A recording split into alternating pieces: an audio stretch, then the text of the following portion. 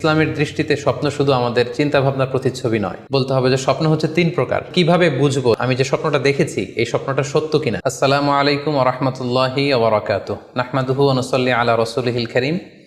আম্মা বা'দু ফাআউযু বিল্লাহি মিনাশ শাইতানির রাজীম। বিসমিল্লাহির রহমানির রহিম। প্রিয় দিনী ভাই এবং বোনেরা, আজকে আমরা স্বপ্ন নিয়ে কথা বলবো। ইসলামে স্বপ্নের গুরুত্ব এবং তাৎপর্যের ব্যাপারে আমরা প্রায়ই অনেকের কাছ থেকে শুনে থাকি যে তারা ভয়ঙ্কর কিছু স্বপ্ন দেখে থাকেন, এবং অনেকে স্বপ্ন দেখে এই স্বপ্নের ব্যাখ্যা কি হতে পারে বা তাবির কি হতে পারে সেটি জানবার জন্য অনেক সময় আমাদের শরণাপন্ন হন, বা অনেক মানুষ অনেক ধরনের স্বপ্ন দেখে থাকেন। এ ব্যাপারে আমাদের কাছে ওনারা জানতে চান যে এই স্বপ্নের মানে কি, এটার তাৎপর্য কি, এটা অর্থবহ কিনা, বা তাদের কি করা উচিত। তো সেজন্য আজকে আমরা এই স্বপ্ন নিয়ে দ্য সিগনিফিকেন্স অফ